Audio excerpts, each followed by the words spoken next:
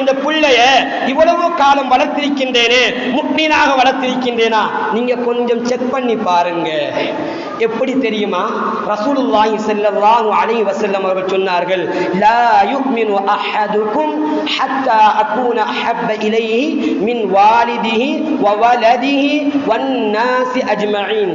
நபி அவங்க என்ன சொன்னாங்க தெரியுமா? தந்தையை விடவும் குழந்தைகளை விடவும் உலகத்தில் உள்ள எல்லா மனிதர்கள், நண்பர்களாக இருக்கலாம், மனைவியாக இருக்கலாம், உறவினர்களாக இருக்கலாம், எல்லோரையும் விடவும் நபி ஸல்லல்லாஹு அலைஹி வஸல்லம் அவர்களை மிகவும் நேசித்தாத்தான் அவன் உண்மையான. என்ன செய்யணும்? நபி அவங்களை நேசிக்கணும். நேசிச்சாத்தான் உண்மையான முஃமின். அப்படி இல்ல, நபி அவங்களை விட உம்மாவை நேசிக்கின்றாரு, நபி அவங்களை விட பிள்ளையை நேசிக்கின்றாரு, ஏனையவர்களை நேசித்தார் என்று சொன்னா அவர் உண்மையான முஃமின் கிடையாது. இப்ப நாங்க என்ற புள்ள நான் முஃமினா வளர்த்திருக்கின்றேனா இல்லையா? சிந்தனை செய்து பார்ப்போம். அன்புக்குரியவர்களே, இன்று ஒரு படத்தில, இன்று ஒரு நாடகத்தில, இன்று ஒரு கிரிக்கெட் பிளேயர், இன்று ஒரு ஃபுட்பால் பிளேயர் ஒரு முடியை வைத்து விட்டு வந்து விட்டான் என்று சொன்னா அன்று அதுதான் நாகரிகம். அவனை போல முடிவெட்டணும், இதுதான் நாகரிகம். இன்று எங்களது பிள்ளைகள் முடிவெட்டுகின்ற முறையை பாருங்க, வாலிபர்களது முடியை பாருங்க.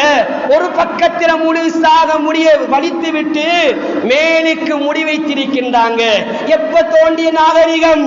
என்ற ஒரு படத்தில் நடித்த நடிகன், யாரோ ஒரு விளையாட்டு வீரன் வைத்த முடிய எந்த புள்ள வைத்திருக்கின்றான். இப்ப உங்களோட புள்ளட்ட போய் சொல்லுங்க, மகன் ரசூலுல்லாஹி ஸல்லல்லாஹு அலைஹி வஸல்லம் கஸா, நபி ஸல்லல்லாஹு அலைஹி வஸல்லம் அவங்க ஒரு பகுதியை வைத்து விட்டு ஒரு பகுதியை சிறைப்பத, ஒரு பகுதியை வெட்டுறத, வலிப்பதை தடுத்திருக்காங்க. மகன் இதை செய்யாதீங்க என்று கேட்டா இந்த புள்ள என்ன சொல்லுவான் தெரியுமா? போங்க வாப்பா, எந்த காலத்தில் இருக்கீங்க, எந்த காலத்தில் இருக்கீங்க? எனக்கு காஸ்படிய மாறெல்லாம் இப்படித்தான் வெட்டிருக்கின்றான். இப்ப இருக்க காலம் இந்த கட்டுத்தான். நபி அவங்க சொன்னால் அந்த காலம்.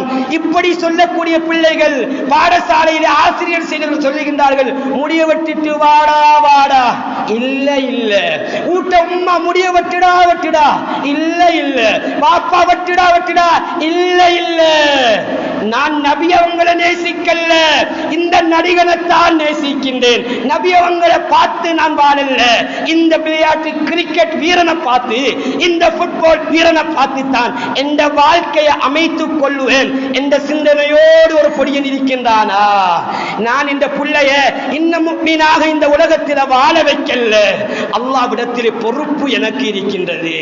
கேளுங்க பிள்ளைகள், வாலிபர்கள், இன்று உள்ள வாலிபர்கள் கழுத்துல பெரிய மாலை, காதில மின்னி, கையில காப்பு. புள்ளத்தை கேளுங்க, மகன் நபி அவங்க சொல்லி இருக்கின்றாங்க, ஆணுக்கு ஆண் பெண்ணுக்கு ஒப்பாக கூடாது. மின்னி போறது, காப்பு போறது, மாலை போறதெல்லாம் அது பெண்களுக்குரிய அலங்காரம். மகன் நீ போடாத என்று சொன்ன போங்க வாப்பா, இல்ல சரி வாப்பா என்று அடுத்தது போட்டுக் கொண்டிருப்பான். இங்க எந்த புள்ள நபி அவங்களை நேசிக்கல, உங்களை நேசிக்கல, உம்மாவை நேசிக்கல, யாரோ ஒருவனை நேசிக்கின்றான் என்று சொன்னா நான் இந்த பூமிக்கு மேலால இந்த புள்ளைய இன்னும் முஃமினாக வளர்க்கல. இதே நிலைமையில் மௌத்தானா மறுமையில அல்லாஹ் இந்த பொறுப்பு பற்றி கேட்பான். உனக்கு நான் பிள்ளைய தந்தேன், உனது பிள்ளை எப்படி வளர்த்தாய் கேட்டா என்ன சொல்ல போகின்றோம்? சொல்ல போகின்றோம் அன்புக்குரியவர்கள் சிந்திக்க வேண்டும். எனது மகள் இறுக்கமான ஆடையை போட்டுட்டு வாரார். இப்ப இருக்கக்கூடிய அதிகமான பெண்கள் பேச வேண்டும் என்பதற்காக வேண்டி பேசுகின்றேன். முஸ்லிம் பெண்களுடைய ஆடைகள் மிக மோசமாக ஆகிக்கொண்டு வருகின்றது. வாலிப பெண்கள் கழுத்துக்குள்ளால சோழ போறாங்க, கழுத்துக்குள்ளால சோழ போறாங்க, முதுகு பகுதியை காட்டிக்கு போறாங்க. உங்களது மனைவியை நீங்க பாருங்க, உங்களது பிள்ளைகளை பாருங்க. முதுகு என்பது அந்நிய ஆண்கள் பார்க்கக்கூடிய பகுதி கிடையாது. முதுகு பகுதி என்பது பெண்ணுடைய அவுரத். அது யார் பார்க்கணும் தெரியுமா? யார் பார்க்கலாம் தெரியுமா? கணவன் தான் பார்க்கலாம். ஆனால் எத்தனையோ பெண்கள் இன்று இதுதான் நாகரிகம், எனது நிறத்தை, எனது தோல அந்நியர்கள் பார்க்க வேண்டும் என்பதற்காக வேண்டி தோலை காட்டிக் கொண்டு செல்கின்றாங்க. பாப்பாவும் பார்த்துக்குத்தான் இருக்காரு, உம்மாவும் பார்த்துக்குத்தான் இருக்காங்களா? இப்ப நீங்க சொல்லுங்க, மகன் இது ஹராம், உன் அவுரத்து, உன் கணவன் மாத்திரம் பார்க்க வேண்டிய பகுதி மறை என்று சொன்னா, இறுக்கமான ஆடைய போடாத சொன்னா புள்ள கேக்குது இல்லையா?